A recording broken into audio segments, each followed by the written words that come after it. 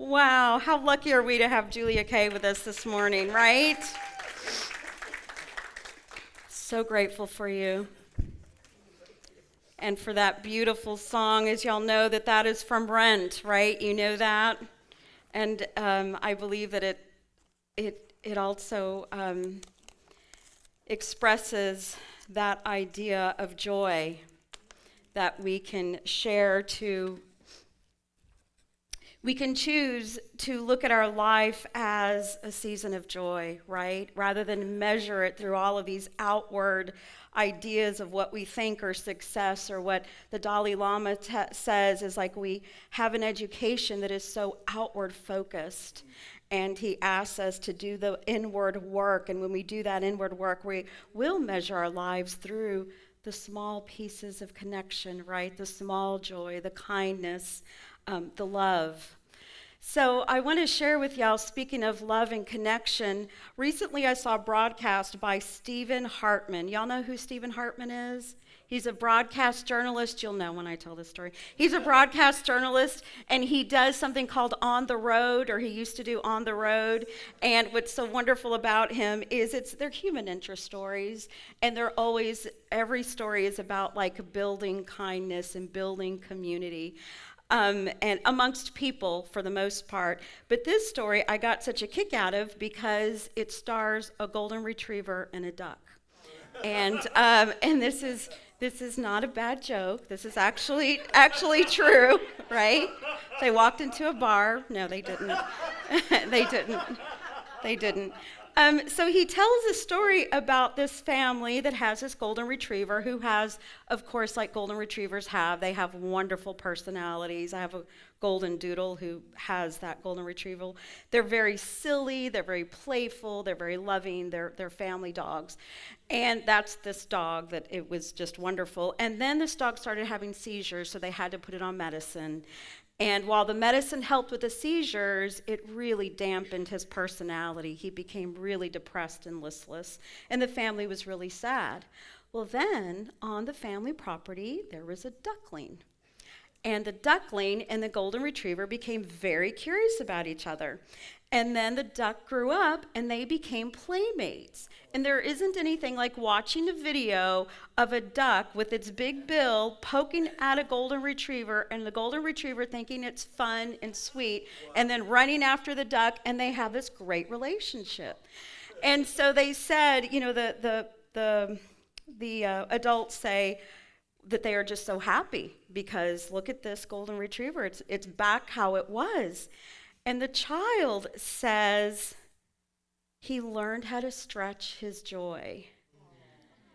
Isn't that sweet? He learned how to stretch his joy. And that is what I love about children. I love young people because they are so creative and uninhibited. He learned how to stretch his joy. And so that's what I've been thinking about this week. It's like, do I stretch my joy? Do I know what it means to stretch joy? I love that. Shara says she does. And yes, you do. Absolutely, you do. Right? Do you stretch your joy? We know Shara does, but do others of you, right? So how wonderful, right? To have a practice of just stretching joy. So given that reflection, the affirmation is, each moment I can choose to stretch my joy. How does that feel? Just take a breath. Come home to yourself. And just say it in a way that you truly believe it. Each moment I can choose to stretch my joy. One more time. Each moment I can choose to stretch my joy. And how about this time, rather than I can, how about I choose? Each moment I choose to stretch my joy. So that's the affirmation I want you, or I propose you can work with this week, right? And be curious about what that means for you. And here is what it means for me, is that when I stretch my joy, it doesn't mean that I'm repressing whatever shows up, right? Because things will show up, right? I live a life. There's always going to be traffic, right? Always. And I drive in quite a bit of it throughout the week. There's always going to be stuff. And it's so easy to allow it to take my joy away from me. But I also can choose the practice. Choose the 4 pillars that we learned last week. One of them is that practice of looking at it through a wider perspective.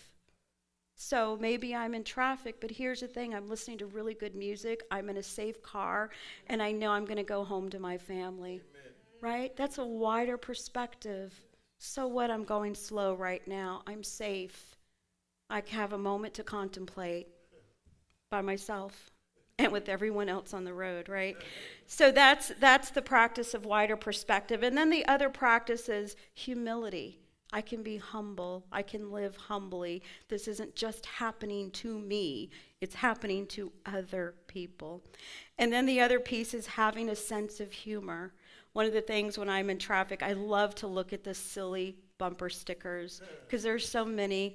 And then the other thing I love to do is look at the license because there's so many vanity ones. And I'm horrible of making sense of them, but my son is excellent. I can look at, say, what does that mean? And he looks up and gets it like that, right? Humor. And then the last one, which I tried to focus on in our meditation, was acceptance. Because the more we accept life exactly as it is, the more joyful we will be, right? When we're not accepting it as it is, we're suffering, we're struggling, and we're stuck.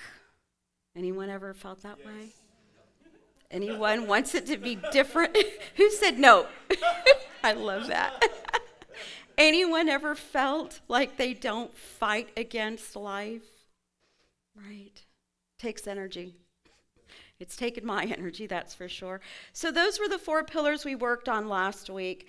And so this morning, I want to talk about the very last pillars of joy. So that means this week is our very last talk on the book of joy. And I have to say, I'm not joyful as I say it because...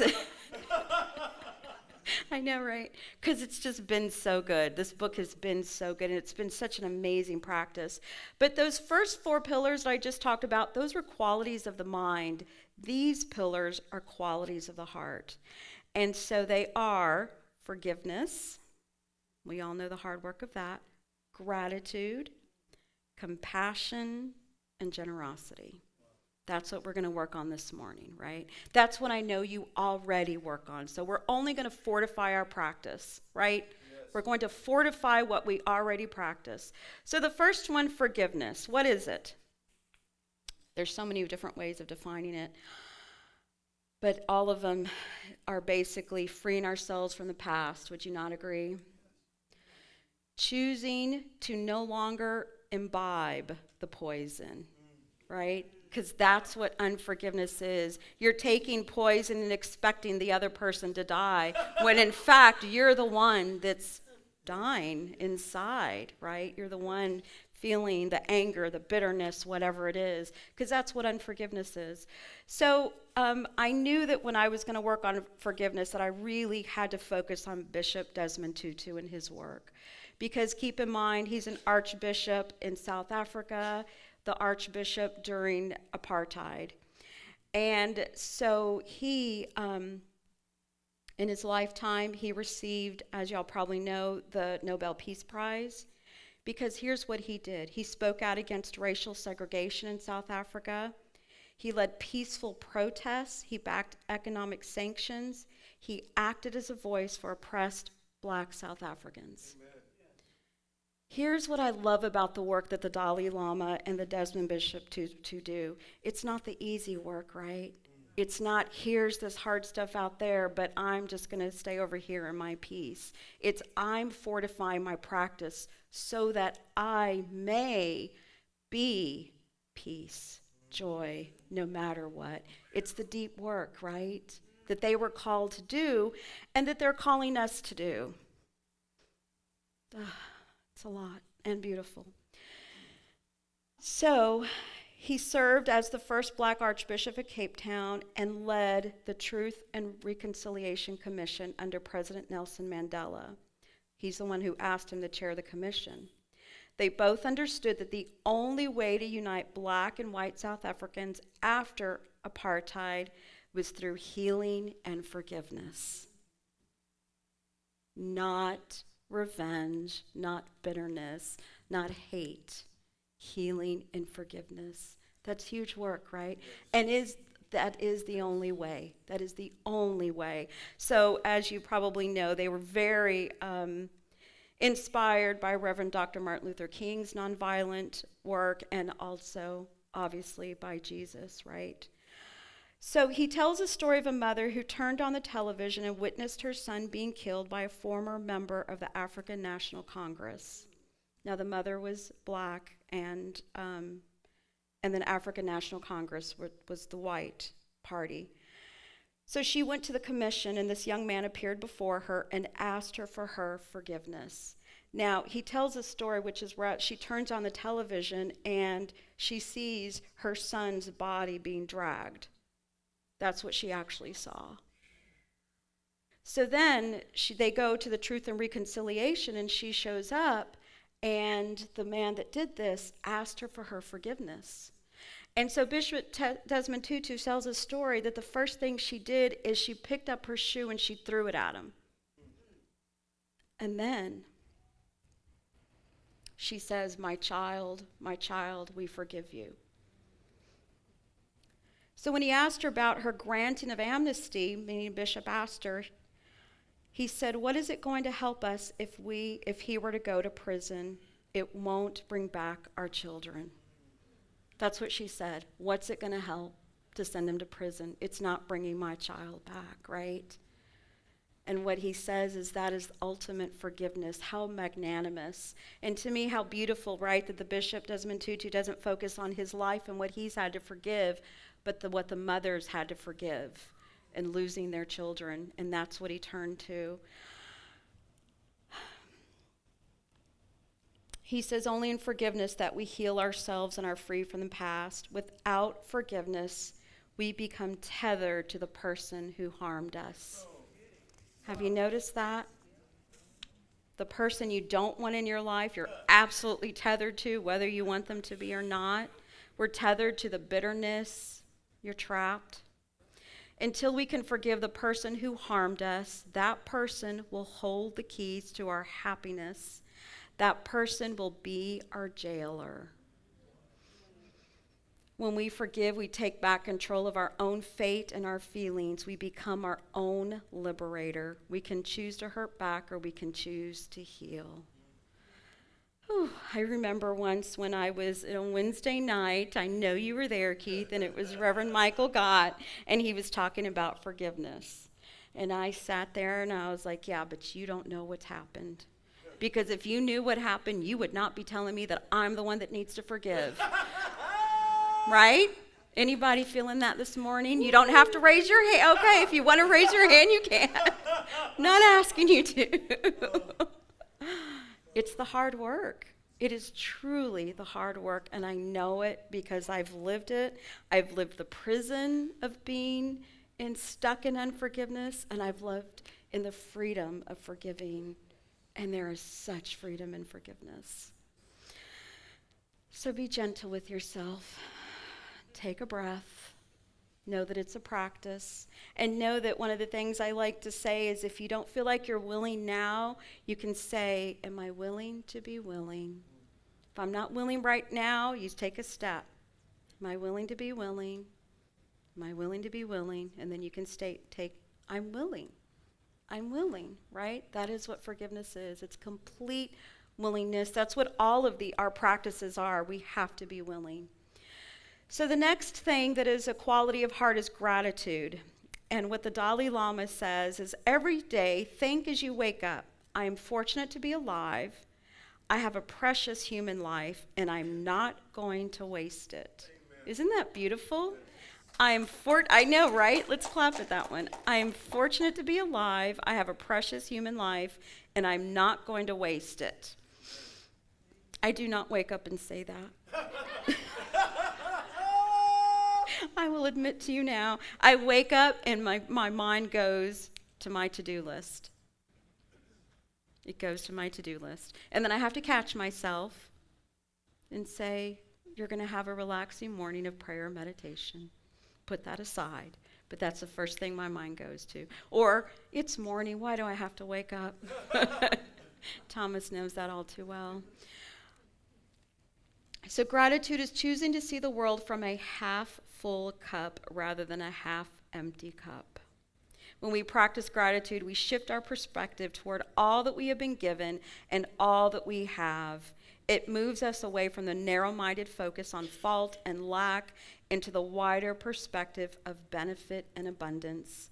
The Dalai Lama shares that in Buddhism, one can be grateful for one's enemies. They are our most precious spiritual teachers. And remember, he talked about the friend of his that was in the gulag, in the prison gulag, and had withstood so many horrible atrocities, and all he was concerned about is losing compassion for his jailer. He used that jailer as his spiritual teacher. I will continue to have compassion for you even when, right? That's hard. That's the hard work. UC Davis professor Robert Emmons, who has studied gratitude for years, has found that grateful people do not seem to ignore or deny the negative aspects of life. They choose to appreciate what is positive as well. And I love that, right? So it's not denying the hard stuff, it's holding it in equanimity. It's saying, yes, and. Isn't that beautiful? Yes, and. Or having a meeting with Shara this week, I loved how she kept saying, having the capacity. Having the capacity to hold all of it. And holding it with this gentle kind of way, right? We don't have to hold on tight, as I've done, or can do. We can hold it in lightness. So that's gratitude. I'm fortunate to be alive. I have a precious human life, and I'm not going to waste it. So compassion, that's the next one. That's the next heart quality.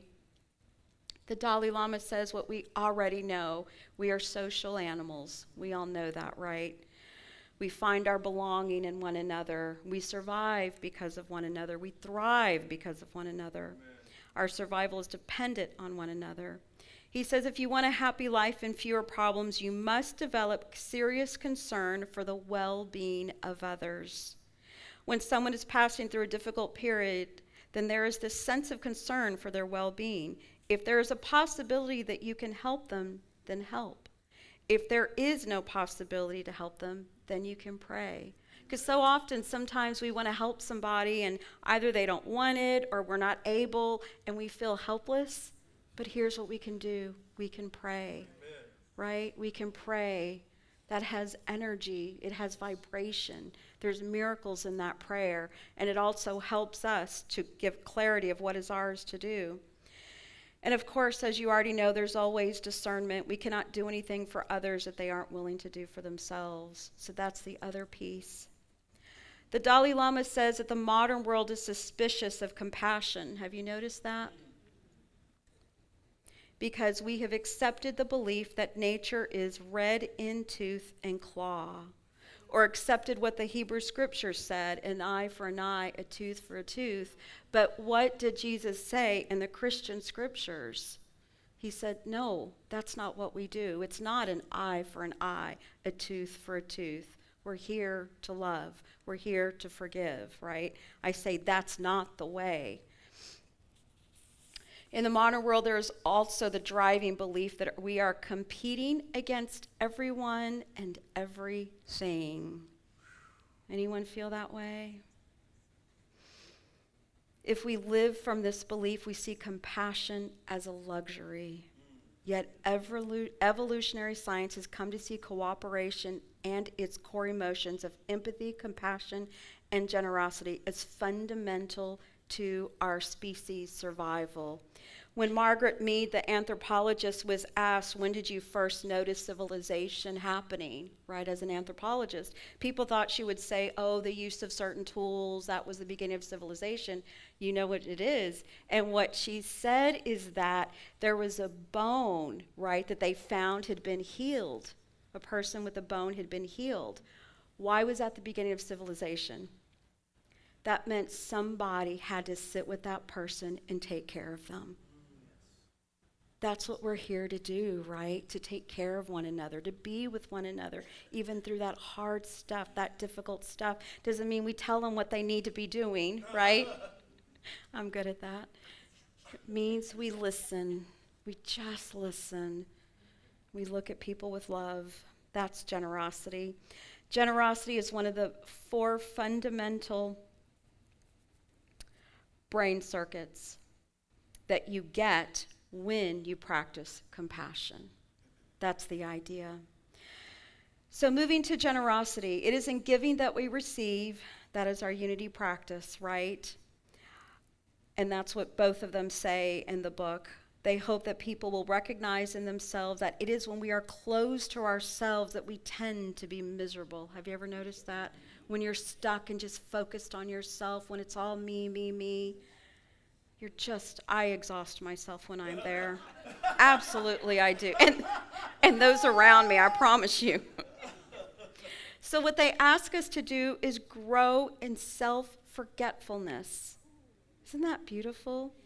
In a remarkable way, we discover that we are filled with joy. They're asking us to move away from me and focus on you. Generosity is an outgrowth of compassion. It is something we learn by doing. And they also focus and say how generosity is in almost every religious tradition. So, generosity is one of the 4 fundamental brain circuits that map with long-term well-being. Isn't that beautiful? And so what they say to us is like, what we are trying to grow is the spirit of generosity. This idea that we have hearts that are big enough, right? We have minds that allow anything, whatever it is, and we accept, right? We are not, minds that aren't pliable, right? We're broad-minded, in other words, the spirit of generosity. And what they say is the more we live with that spirit of generosity, obviously, the more joyful we'll be. Would you not agree? The more joyful you'll be. You'll have a levity in life, forgiving, kind. Those are all the practices. Wow, how does that feel? I know. Completion. Do you feel complete? Yes. Okay. So here's what I want us to do. I want to take you through the practice that they offer on the 8 pillars. Last week we did 4, but today I want you to feel really, really, really, really complete on, absolutely complete on how to do this work.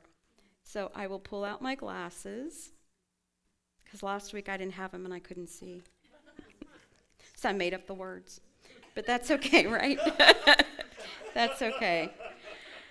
Okay, so this is your second meditation for the morning. Isn't that wonderful?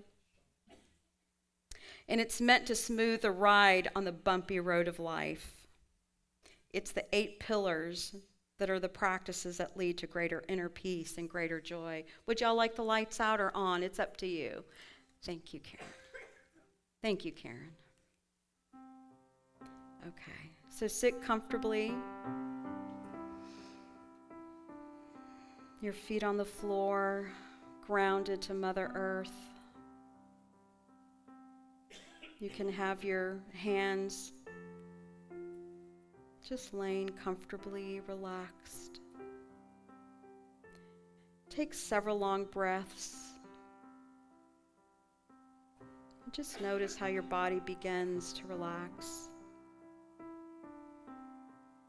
And so the intention of this meditation is to reflect on the 8 pillars of joy. And as we reflect on them, I ask you to notice how your body naturally relaxes and naturally feels lighter. So let your problem come to mind. Reflect on the situation, the person, the challenge. Whatever it is that's causing you pain or suffering. Just allow it to come to mind. Now see yourself and your problem from a wider perspective. Step back from yourself. Step back from the problem. See yourself and your struggle as if you were watching a movie about your life. Now think about this problem, this challenging situation from the future, from a year or a decade from now. And what you see is that it will pass. You see how it will shrink when you see it from the wider context of your life.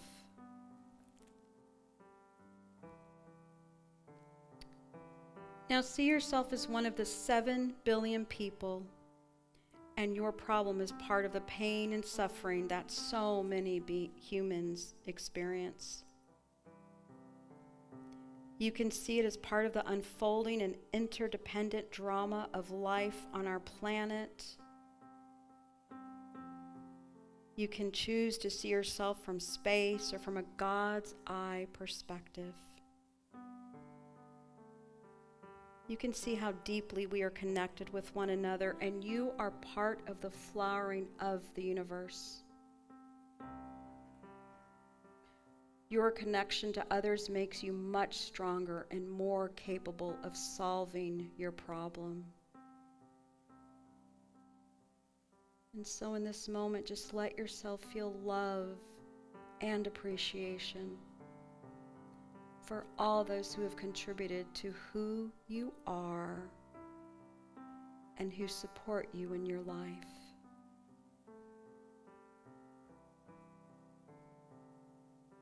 Now take a moment to smile and see if you can laugh at your problem, your shortcomings, your frailties. Try to find the humor. Even if it is grave or serious, there's often humor that can be found. The human drama is often a comedy, and laughter is the saving grace. This ability to laugh allows us to accept life as it is, broken and imperfect, even as we aspire for a better life and a better world.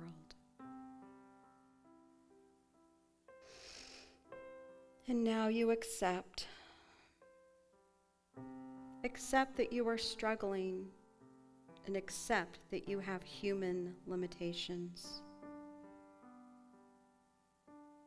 Remind yourself that these painful realities do happen to us, to those we love, and in our world.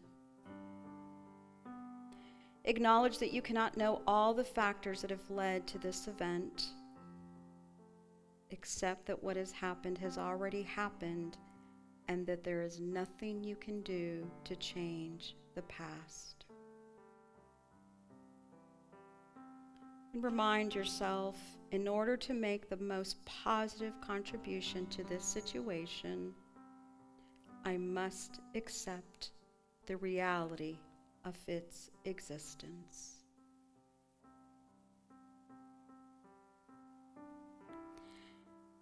And now I ask you to place your hand on your heart and forgive yourself for any part you have played in creating this problem or this situation.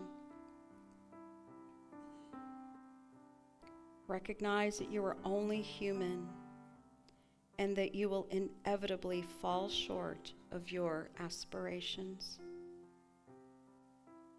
You will hurt, and you will be hurt by others. See the shared humanity of any others who are involved and forgive them for their human limitations.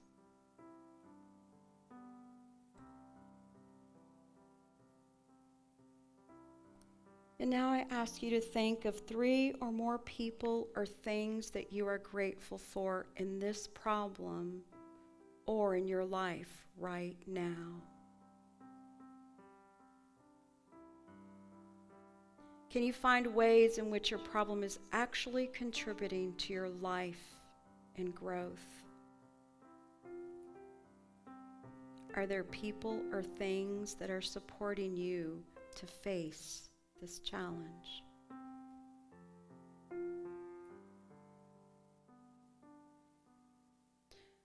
So now I ask you to place the palms of your hands together at your heart.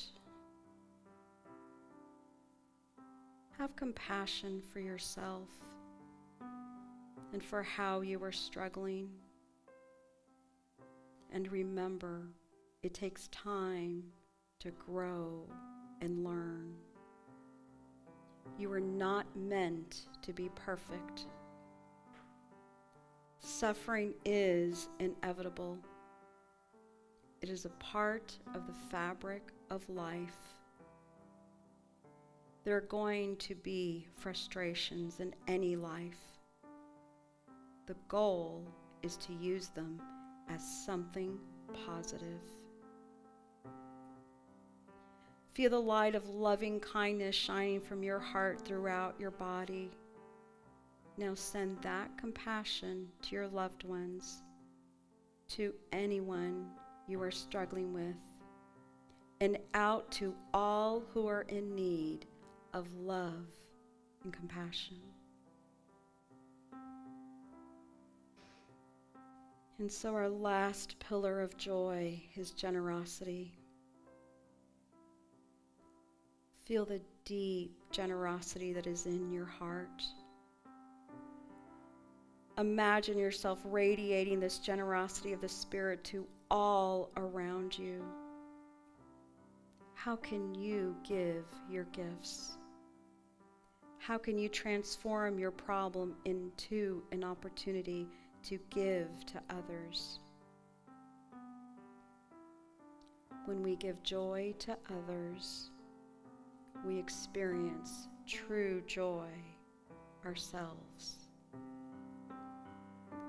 For when we give joy to others, we experience true joy ourselves. And take one last breath. And know that this morning, this is your truth. Know that you are complete. Know that I love you, I support you, and I encourage you.